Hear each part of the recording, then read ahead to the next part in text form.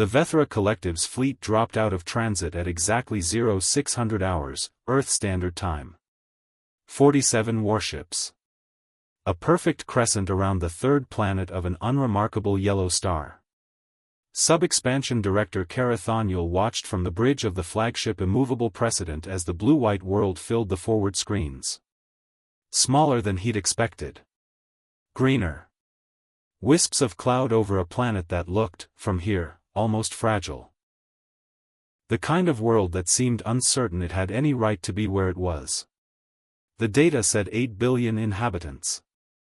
The data also said they had been spacefaring for less than 2 centuries, had never fought an interstellar war, and maintained a military capability that the expansion board's analysts had formally rated as negligible, minimal organized resistance expected. 47 ships for a negligible military. It was, as the board preferred to say, a formality. Carathoniel had drafted the ultimatum himself. Simple language, clear terms.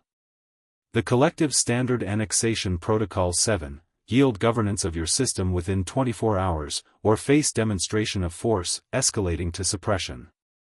600 civilizations had received this message in the Collective's 400-year history of expansion. None had refused beyond the first demonstration. Most surrendered before it. The message was transmitted at 0602. At 0603, the communication array confirmed receipt by Earth's primary government channels. Signals active. Message received and understood. At 0604, the human response came back. Not a voice. Not a surrender document. Not a counterproposal, a demand for clarification, a desperate plea for more time. Static. A single burst, duration 0.4 seconds, carrying no encoded content. Carathoniel waited. His communications officer waited. Everyone on the bridge of the Immovable Precedent waited. Nothing else came. Confirm the frequency, he said finally. Confirmed, Director. Message was received on primary government channels and 3 secondary military frequencies. Their systems are fully operational. Civilian broadcasts continue normally on all standard channels. His officer paused. They received it and didn't respond. Carathoniel looked at the planet. 8 billion people beneath those clouds right now. Every telescope, every sensor array, every amateur hobbyist with a rooftop dish. All of them pointed at his fleet. Every government official and every military commander on that world was watching 47 warships hanging above their home, and they knew exactly why those ships were there. And they sent static. In the sensor logs, 2 minutes after first contact, something was flagged and then immediately dismissed, a low-power signal of 0.3-second duration, originating from the dark side of Jupiter, the system's largest gas giant. The analyst assigned to passive monitoring reviewed it, cross-referenced it against Jovian electromagnetic emission patterns, and marked it NNE, natural, no escalation, and filed it without further investigation. He was thorough. He was competent. He had simply been in this sector for 11 days, and did not know what he didn't know. Carathoniel decided to wait. 24 hours remained in the ultimatum window. Perhaps the humans needed time to process their circumstances. Perhaps their government required internal deliberation before surrendering. Some civilizations had procedures, councils, votes, symbolic gestures to perform before they could formally capitulate. He had patience for that. The collective had learned patience, over 400 years, for the small dignities of defeated peoples. He settled back into his command chair and watched the blue planet turn. He had not yet considered that someone might use 24 hours differently than he expected. 14 hours in, his intelligence officer brought a report to the briefing room. The human's military command has gone dark, Subcommander Verith 9 said, placing the data tablet flat on the table.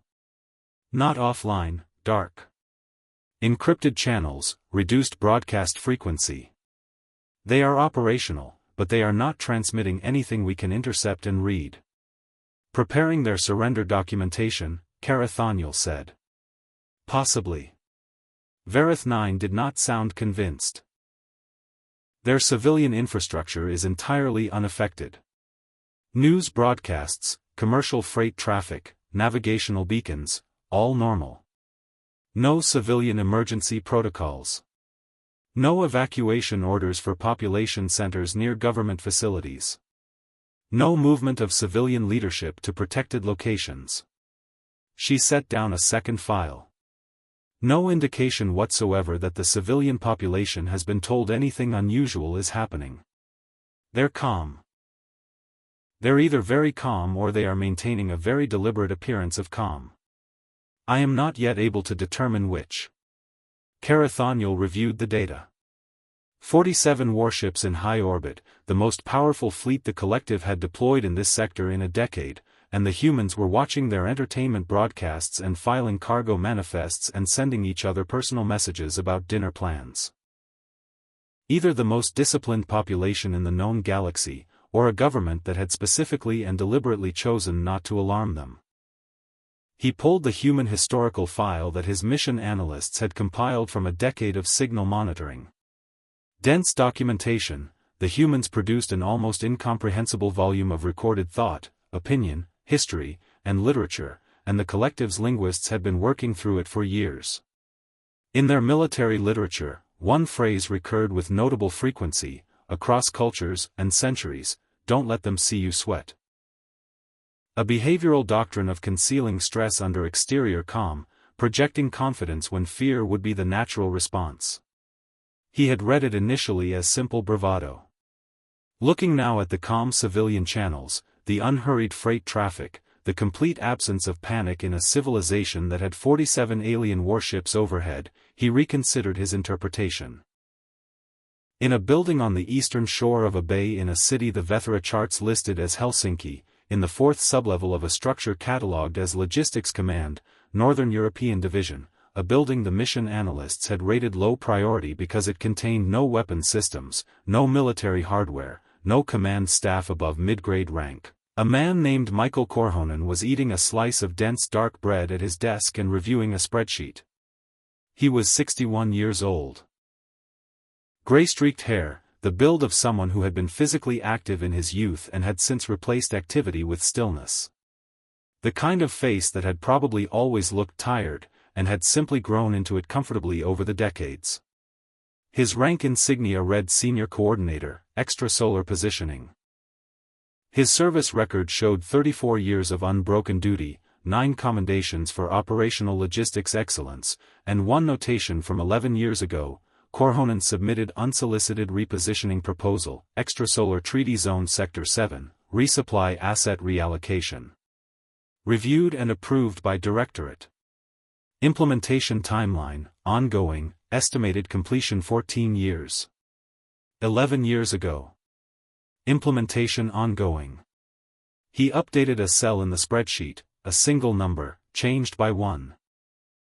And sent a brief encrypted message to 43 recipients across the solar system and beyond. The message was 4 words. Final confirmation. Continue holding. He refilled his coffee and returned to the spreadsheet. Anything? Verith 9 asked, back in the briefing room. Still nothing. Carathoniel looked at the planet below. Send the reminder transmission. 18 hours remaining. The reminder went out. Earth systems acknowledged receipt with a standard automated confirmation and another burst of static. 24 hours passed. No response from Earth. Carathoniel extended the ultimatum by 12 hours, standard collective procedure, allowing any civilization facing capitulation the small grace of additional time, so that the surrender, when it came, did not appear forced. The extension was transmitted. Earth's government channels acknowledged receipt. Static. At hour 31, his sensor chief flagged something for review. The civilian vessel movements in the outer system. The mining ships, or processors, and cargo freighters his analysts had been noting since hour 14, had continued and increased. The count had risen to 340 vessels distributed across the outer planetary orbits, the asteroid belt, the scattered Kuiper objects at the system's cold edge. Still no weapons signatures. Still no military hardware. The largest vessel in the count was an ore processor whose operational age was listed in the registry as 42 years. His chief navigator had been studying the updated position map during a routine route planning review, and she stopped. She did not say anything immediately. She looked at the map for nearly 2 minutes before she spoke. Director. These ships. Outer System Logistics Preparation. Already noted and filed. No, look at the geometry. She rotated the holographic display so the entire system was visible from above. Not where they are individually. The pattern of where they are. He looked. Individually, the vessels were scattered, hundreds of small dots distributed across billions of kilometers, apparently random, the kind of positioning you'd expect from civilian craft conducting normal operations across a large system. But when she overlaid the standard transit corridors, the faster-than-light navigation routes that every spacefaring species used because orbital mechanics and jump physics left no practical alternatives, the picture changed entirely. Every primary corridor leading out of the Sol system, in every navigable direction, had 3 to 7 human civilian vessels positioned within practical intercept range. Not blocking. Not threatening. Not armed, as far as any scan could determine. Just there. Quietly present, like they had always been present. Check transit records, Carathoniel said, his voice very flat. When did these vessels move to their current positions? The answer came back in 11 minutes. The analyst delivering it stood very straight, the way junior officers stood when they had information they didn't want to give. The earliest confirmed position for the most distant vessel places it there approximately 4 years and 7 months ago, Director. He did not look away, to his credit. The vessel nearest the primary Vethra transit corridor to Sector Junction 7 has been holding position for 6 years, 2 months. A pause. The most recently arrived unit completed its positioning yesterday morning. Carathoniel thought about the Jupiter signal. The one marked NNE. Natural, no escalation. He thought about the phrase "don't let them see you sweat." He thought about a civilization that had never fought an interstellar war employing a senior coordinator, extrasolar positioning on a 34-year career with an ongoing implementation timeline. Expand the scan, he said. Outside this system. Every human vessel on record within 2 sectors. Map their positions against transit corridors and supply infrastructure. The results came back in 40 minutes. The bridge was quiet for a long time after that. Hour 47. Carathoniel made a decision he did not want to make. His orders from the expansion board were clear: demonstration of force upon non-compliance, escalating to targeted strikes if demonstration failed to produce surrender. Protocol had procedures for a reason. 600 civilizations, 400 years. The procedure worked. He authorized the targeting of a human orbital platform, a weather monitoring station, unmanned, positioned above the southern polar region. No casualties. Maximum psychological impact. The message the explosion would send was impossible to misread: we are capable of this and we will do this to populated areas if you do not comply. The strike was clean. 4 seconds. The platform ceased to exist. The debris field was minimal. He transmitted again, on all human government frequencies. This is your demonstration. You have 1 hour to transmit surrender confirmation or we proceed to inhabited targets. This is your final warning. 22 minutes of silence. Then every active frequency in the system, human military, civilian, commercial, navigational, carried the same voice simultaneously. Not a president. Not a defense minister. Not the smooth, measured tone of a senior diplomat. A tired man eating something that made a quiet crunching sound. This is Senior Coordinator Michael Korhonen, Extrasolar Positioning Division, Helsinki Logistics Command, Earth Unified Defense. A pause. The sound of him setting something down. I am required by Earth Defense Code to inform you that as of 19 minutes ago, all 847 repositioned units have confirmed final targeting locks on assigned objectives. I am also required to inform you that any further offensive action against Earth assets will be treated as a first strike declaration under Section 7 of that code, authorizing full positioning response. A brief silence. I want to make sure you have complete information before you make any further decisions, Director. Karathaniel was absolutely still. 847, he said. Confirming, his sensor chief said, voice low, hands moving rapidly across her station. We've confirmed 613 vessels in intercept or strike positions throughout the sector. We're still finding them. She stopped. She looked at him. None of them are warships, Director. Mining vessels. Cargo freighters. Or processors. Some of them are registry listed as 50 years old. Weapons signatures minimal to non-existent. She pulled up the sector map. But their positions, the map filled the main screen. Every major resupply corridor for our fleet's return route. Every fuel depot we maintain in this sector. Our communication relay at Sector Junction 7. Our forward staging point at Lyra 4. Her voice was very quiet. If even half of those vessels are carrying standard mining charges in a directed detonation configuration, which analysis assesses as likely, they can close every exit route we have within approximately 6 hours. The bridge was completely silent. I want to be transparent with you, Director, Michael's voice continued, the same unhurried, slightly tired tone throughout, because I think this situation is better resolved through clarity than through ambiguity. The 847 units did not move in the last 72 hours. The majority of them have been in position for between 2 and 6 years. The positioning protocol was approved 11 years ago as Standard Logistics Preparedness Doctrine under the working title Continuous Extrasolar Presence Initiative. A pause. The quiet sound of him taking a sip of something. We don't call it a fleet. We never called it a fleet. We call it presence. You planned this, Karathaniel said. Before we arrived. Before you arrived. Before the 5 collective observational fleets in the preceding 30 years that came to the edge of this system and then quietly withdrew. Before the 2 informal diplomatic missions that suggested humanity might want to consider advisory integration into collective governance. The voice was calm. It had not once risen, or sharpened, or taken on any quality of triumph. We noticed the collective's pattern approximately 18 years ago. You observe. You assess. You send Protocol 7.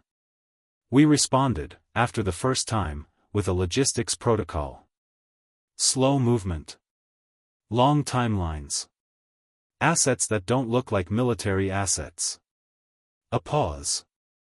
You have come and assessed us 5 times, Director. Every time, your analysts read a civilian logistics network and saw confusion. Unpreparedness. A culture that didn't understand it was being evaluated. He paused again. You weren't wrong about what you saw. You were wrong about what it meant. Karathaniel looked at the planet below. The planet that had not panicked. The planet whose civilians were still broadcasting dinner conversations. What do you want? He said. I haven't finished yet, Michael said. I need to tell you about your home system. The second officer was already reaching for his station controls when Michael spoke. The expansion board's home system, Vethoru, has been under the same presence protocol for 11 years. The voice was still flat. Reading from a document, or from memory so well practiced it had the texture of a document. Infrastructure analysis identified 3 primary water processing depot networks as critical supply chain nodes. All 3 are currently within positioning range. Your primary agricultural distribution corridor at Outer Veth runs through a single transit choke point at the Faro Station Junction. We have 4 units there. Your largest population center's power grid draws from an orbital collection array on the system's night side. We have 2 units in range. A pause. None of them are warships. All of them are registered commercial vessels that have been using your trade routes for years.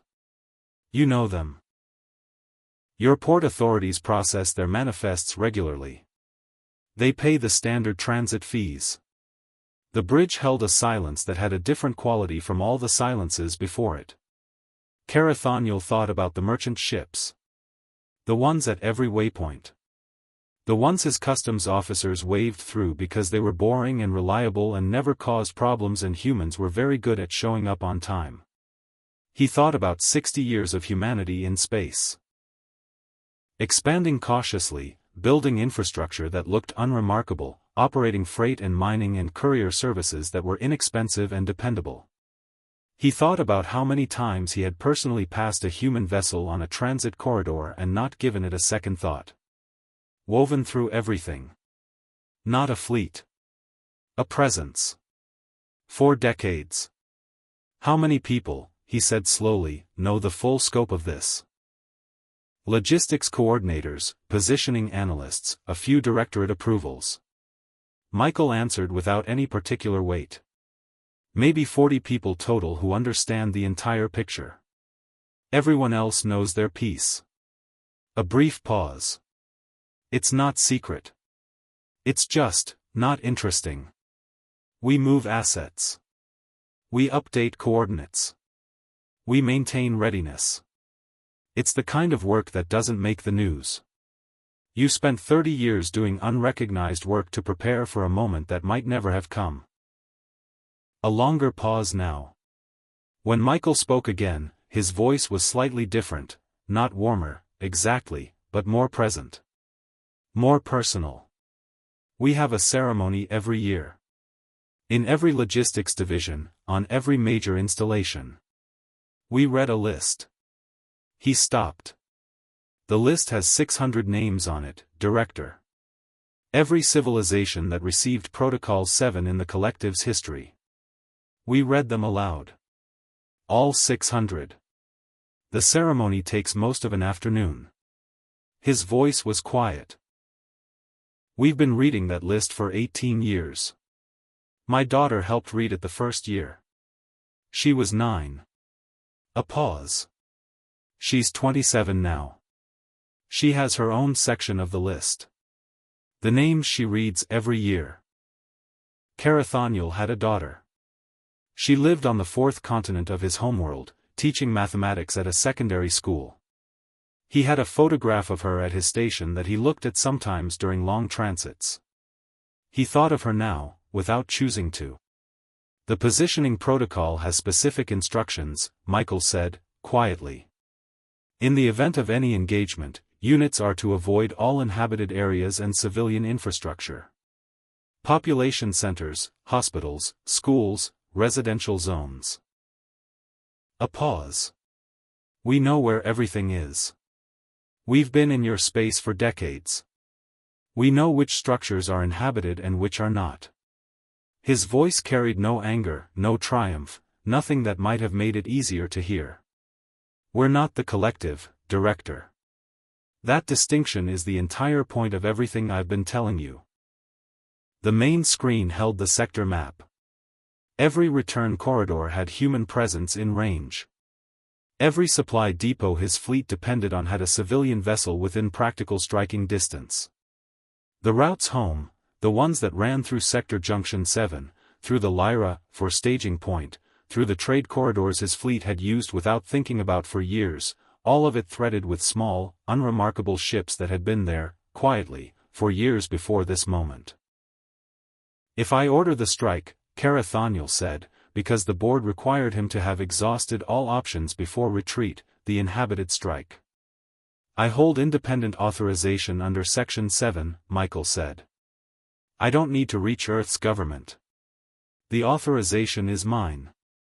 No heat in his voice. Just the calm precision of someone reading terms of a contract. Your fleet would be intact. Your weapons would still function. But your resupply corridors home would be compromised within approximately 4 hours. Your fleet carries fuel for 41 days at current consumption rates. The nearest non-compromised resupply point is 63 days from your current position. A brief pause. Your fleet doesn't lose the battle, Director. You just can't sustain a campaign. And you can't resupply in a sector where someone else already controls the logistics. Carathoniel looked at his officers. His second officer was running fuel consumption calculations without being asked, because they both already knew the math. His sensor chief had pulled up every human vessel signature in the sector and was still finding new ones. His intelligence officer was staring at the infrastructure map of Vethora with an expression Carathoniel had never seen on her before. 30 years, he said. Building a supply chain problem instead of a military. Building a presence, Michael said, for the third time, with the patience of someone who understood the distinction mattered. We're not a war civilization. We've never been a war civilization, whatever your analysts may have concluded from our history. We're a civilization that is very, very good at logistics. At moving things. At being where we need to be, quietly, over long timescales, without drawing attention. A pause. You win wars by moving fast, securing supply lines, and absorbing civilizations before they can respond. The collective speed is your greatest weapon. We've been here the entire time. We know where everything is. We're already in your supply lines. The tired, quiet voice. This was never going to be a fast war, Director. And slow wars, in sectors where someone else already controls the logistics, those have a very poor historical record for the attacker. We have good records. We checked. On the main screen, one by one, without any single order, the weapon systems of the Vethora fleet were powering down. Not all at once. Gradually. Each officer at each station running the mathematics and reaching the same conclusion independently, because the mathematics only had one answer. Carathoniel did not order them to stand down. He did not need to. There was nothing more to calculate. What, he said, for the final time, do you want? Michael was quiet for a moment. Then, what we said in our original response to Protocol 7. You didn't respond to Protocol 7. Yes, Michael said. We did. By 1400 hours the following day, the Vethora fleet had completed transit preparations and cleared the system boundary. No ceremony. No formal treaty. No signing of documents. Carathoniel sent one communication to Earth's government channels requesting a diplomatic meeting with senior human leadership. The response came back 6 hours later. Standard reception confirmation, and a note from the Office of External Affairs that any further diplomatic contacts should be directed to their scheduling assistant, one Helvi Makinen, contact details enclosed, who would endeavor to find an available time within the next 6 to 8 weeks. In Helsinki, Michael updated the final cells of his spreadsheet. Event column, Protocol 7 response, resolved. He saved the file, moved it to the archive folder labeled with the current year code, and closed the program. His supervisor appeared in his doorway. That's it, then? That's it. He leaned back, rolled his neck once. Positioning orders stay active. Standard readiness posture. Nothing changes? Michael considered. Move the Sector 9 units back to secondary hold. They've been at full alert for 7 weeks. He looked out the narrow window above his desk. Gray afternoon sky, thin rain on the glass. The crews will be tired. Let them rest. His supervisor left. Down the corridor, The ordinary sounds of the building returned, someone making tea, two analysts arguing cheerfully about something unimportant, the distant sound of an elevator. The small noises of people doing their work on an ordinary afternoon. Michael thought about the director's voice saying "I have a daughter." He thought about the 600 names on the list, read aloud every year until an afternoon was used up by them. He thought about his daughter the year she was 9, carefully reading her section, her voice small and steady. He pulled up a new document. Debrief report, standard format, dry language. It would be read by perhaps a dozen people and then archived with the others. He began typing. 3 weeks later, the expansion board of the Vethra Collective passed Resolution 1847, the first operational restriction on collective military activity in 411 years. Any action within 12 light-years of Sol required unanimous board approval. The resolution passed without a single dissenting vote, which was also unprecedented. The precise language of Carathoniel's internal report, which had prompted the resolution, was never released. The humans who could have guessed what it said were busy. There was always another spreadsheet to update. Always another unit to position, quietly, in some unremarkable corner of a sector that would never make the news. Silence was never their surrender. It was the sound of everything already in place.